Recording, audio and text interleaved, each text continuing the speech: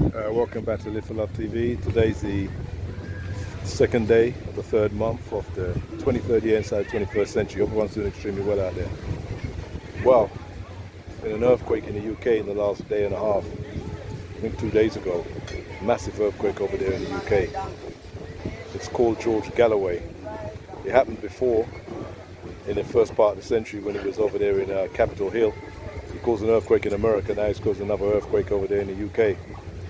Now you've got the Prime Minister coming out and saying that the democracy is under threat. And you know he's referring to George Galloway. Now you have to say to yourself, if democracy is under threat when somebody you don't like wins, then that just goes to show you're really not a democratic person. It's funny how every time people win, they talk up democracy when they win and they get their votes and they get in. Whenever they lose, it's always, it's been bullies and there's cheats and people stealing ballot boxes and people being intimidated and this happened and that. There's always an excuse. Votes being stolen and every time they lose. But when they win, not a word said. They just say, democracy is working well. This is because the people, human beings in general, but when they're in the political arena especially, there's nothing fear about them. It's win at all costs, and when you lose, complain at all costs. So democracy really, to me, just like most other things, is just really it's a joke, really. It's a joke.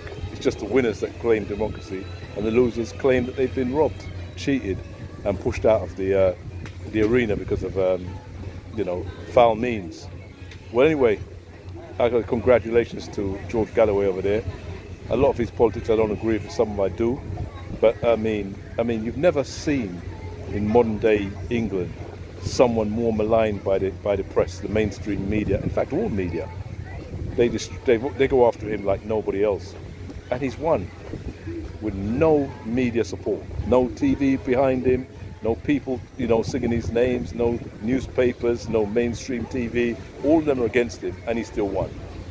Wow, amazing. Well, I've seen it before. I'm sure I'm old enough. I saw it with Ken Livingstone when they kicked him out. They destroyed the GLC, which he was the leader of, in order to get rid of this one man, as far as I was concerned. Margaret Thatcher did that. And he came back and became the Mayor of London on more than one occasion, which is almost the same job as the leader of the GLC, as far as I can see. They did this with Bernie Grant after the uprisings in 1985. Bernie Grant was maligned and bullied, and newspapers went after him and said that he had made a statement about police getting a bloody good hiding, even though he quantified it and said that's what he was told. It's not what he was speaking from his own position, but it's what he was told by the youths of Tottenham. Anyway, they did all that, and less than a year and a half to 2 years later, he became the MP of Tottenham with no support, absolutely no support from the press. In fact, he was being vindicated and destroyed, and it became. And he had the safest seat, so safe that he could hand it over to somebody that we never heard of. I think he's still got it now. That's how safe the seat was. Amazing, isn't it?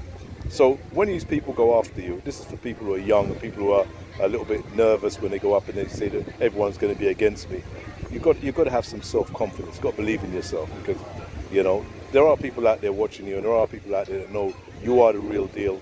And no matter what people say about you, whether it's on YouTube with all the comments and giving you hateful comments, if you're a YouTuber, just keep going through. Don't worry about it. Your time will come. People will recognize you, and just keep on trucking, as they say. Because all this talk about this person's no good and George Galloway, I think they call him an anti-Semitic and this and that and all that stuff. Amazing. Anyway, I'll leave you with this. George Galloway said a lot of things that I disagree with, and a lot of things that I agree with, like I said in the beginning. But one thing I do agree with, and I think one of his most famous lines was after or during the Iraq War, when he said Tony Blair and George Bush were two cheeks on the same backside. Excellent line. Anyway, love it. Take care. Live for Love TV. Make sure you like, share and subscribe to Live for Love TV. Like, share, subscribe to Live for Love TV.